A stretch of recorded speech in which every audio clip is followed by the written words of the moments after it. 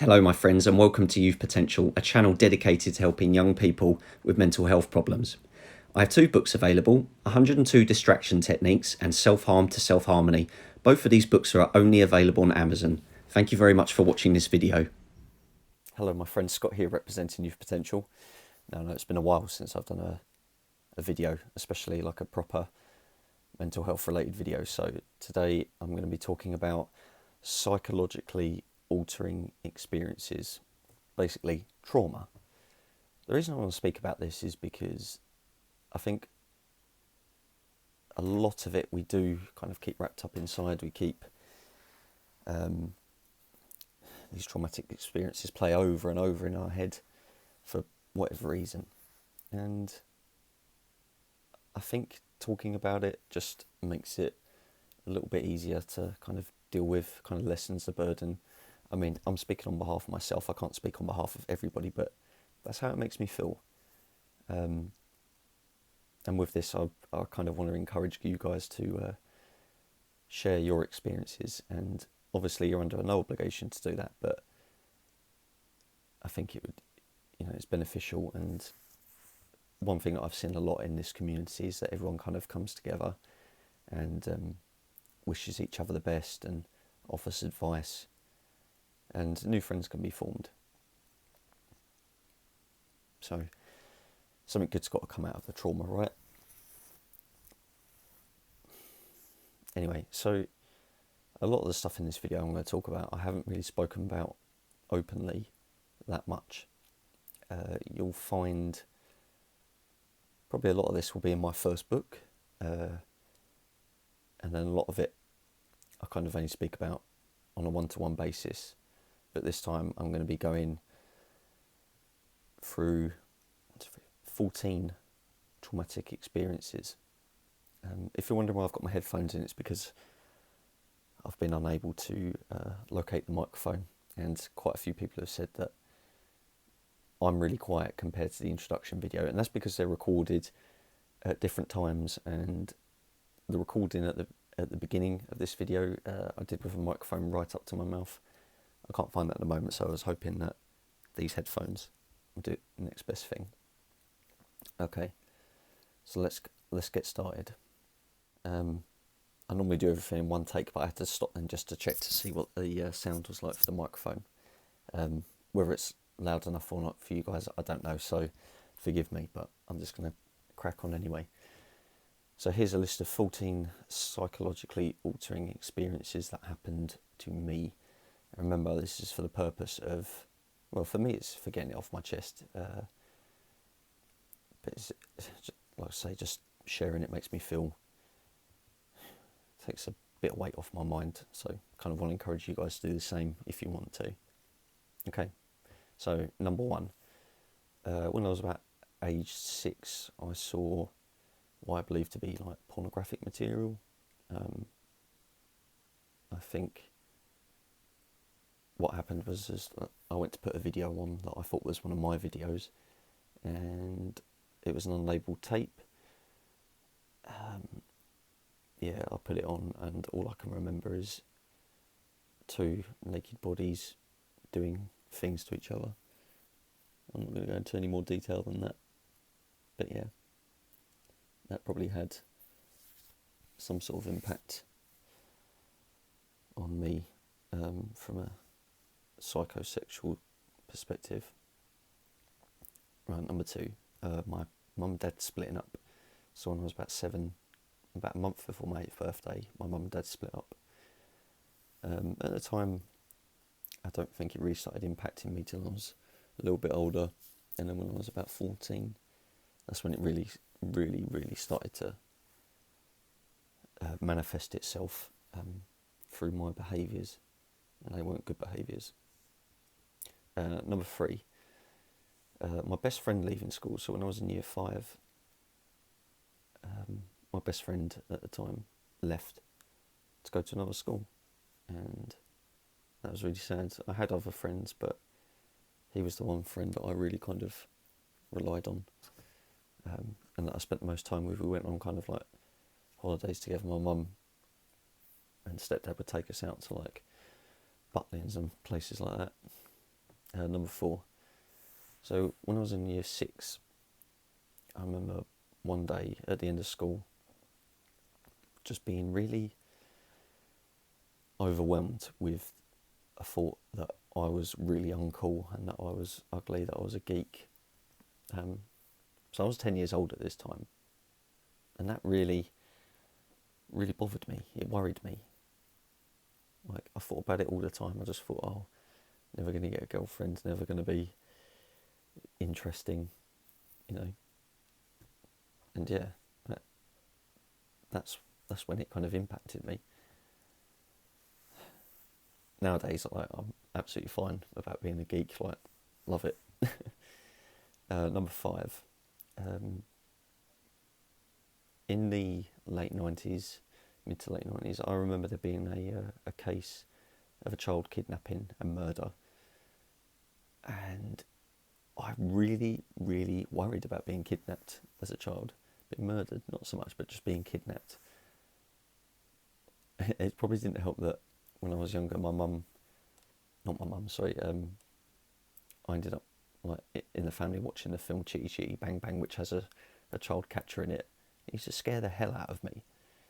But yeah, I used to worry about getting kidnapped. I used to sit on the news a lot, and every time it would make me scared of going outside, scared of talking to strangers, which in effect is good, I suppose. But yeah, I just worried that it was going to happen to me. What are we on, number 6? Number 6. Okay, so yeah, I'm just trying to do this list in chronological order of when they happened to me. So number 6, I'm not like criticising my dad when I say this, but I remember coming home from school to him on a Thursday when I was about 13, and he was drunk. He'd just been made redundant at work. I know that hit him really hard.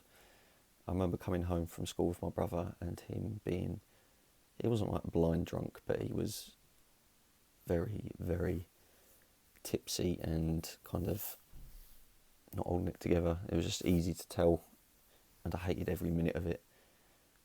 From the moment I got there to the moment I left to go home, absolutely hate that.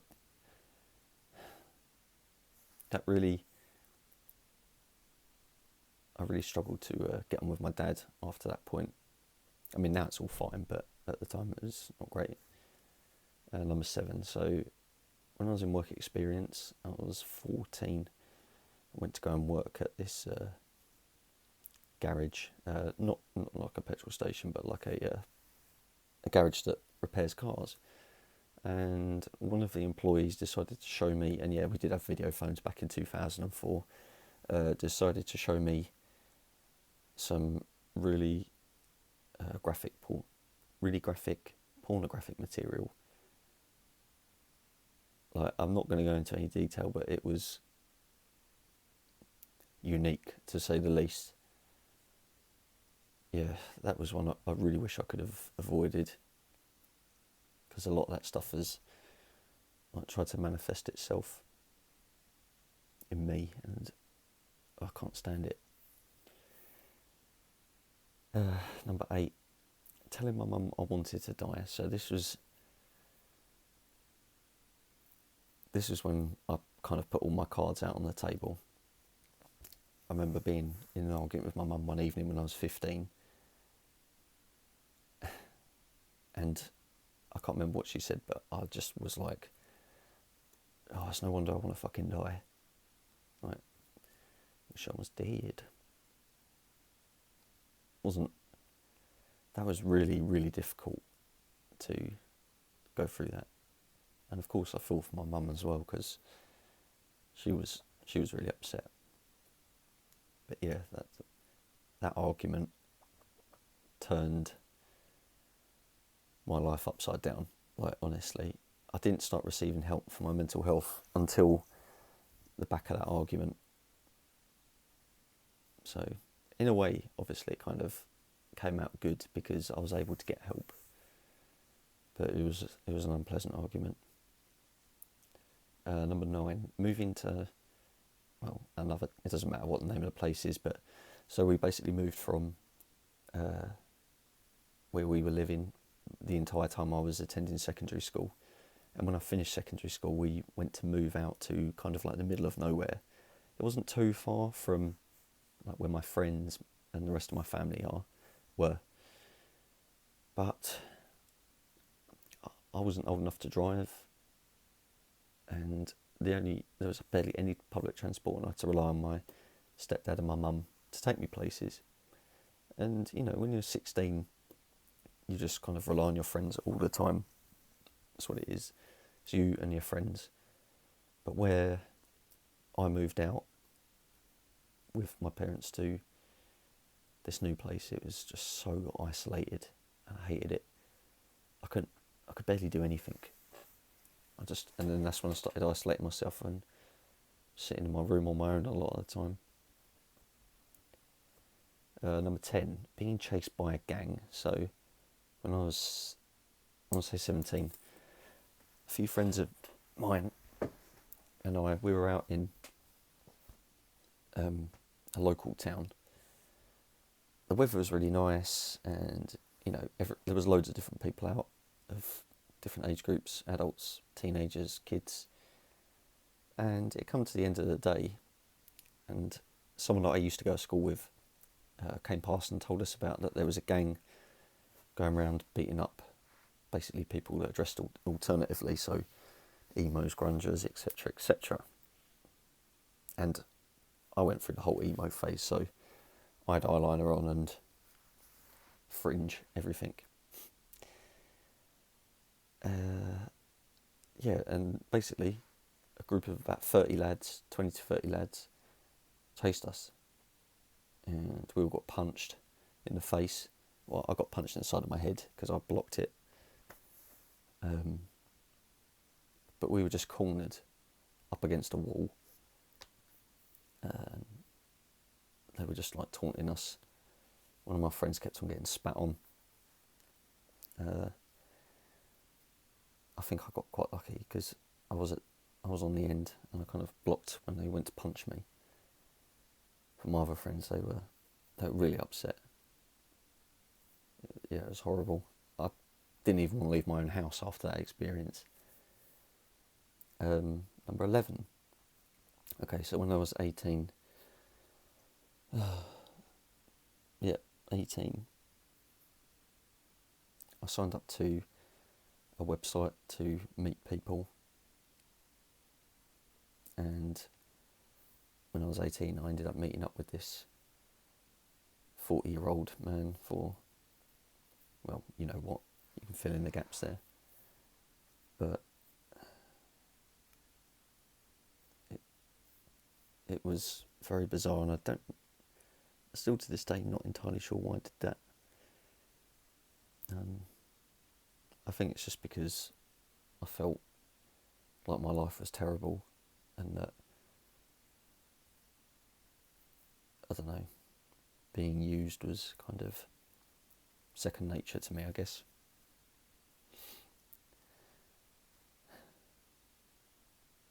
Okay, 12. When I was 18, same year, you guys probably know this anyway because you've probably watched my video on YouTube, but I took an overdose, and it was like the first proper like kind of big quantity doing that to myself. And waking up in the hospital the next day, seeing my family in front of me, was really upsetting. Like, I know this is obviously an experience that I brought on myself, but it still plays over and over in my head a lot. Number 13, my ex-partner and I splitting up, and I'm referring to the mother of my children. When we split up, that, again, I can sit here and say it wasn't my fault. I can sit here and say it was my fault. I can sit here and say it was both of our faults. It doesn't matter. The point is, it happened, and it broke me in half. But it did teach me to be a bit more realistic about be more in touch with my emotions, because before that I was almost like a robot. 14. So after we split up, and after I had like 5 months off work, I went back to work, and it was just too much pressure. I was still extremely fragile, and the pressure just broke me, and I couldn't do it. And I remember I remember taking my first impulsive overdose. Went home, and one day I just cracked. Went home and took an overdose. I just couldn't take it anymore. So I think that's all 14 psychological experiences. There's probably more in my life, but obviously I'm just going with the ones that come back to me because they're the ones that clearly have altered my state of mind. It wasn't easy to talk about that. I feel kind of exhausted just going through it, but at the same time I feel good. So hopefully after this you're not judging me for the things that I've done. We've all made mistakes. We've all been dealt a shit hand from time to time. But you shouldn't be ashamed of trauma. Shouldn't be shying away from it. I know most of the time we just rather forget it all, but it's easier to forget it all when you've confronted it. Cool. Thanks for watching, guys. It means a lot to me. Take care.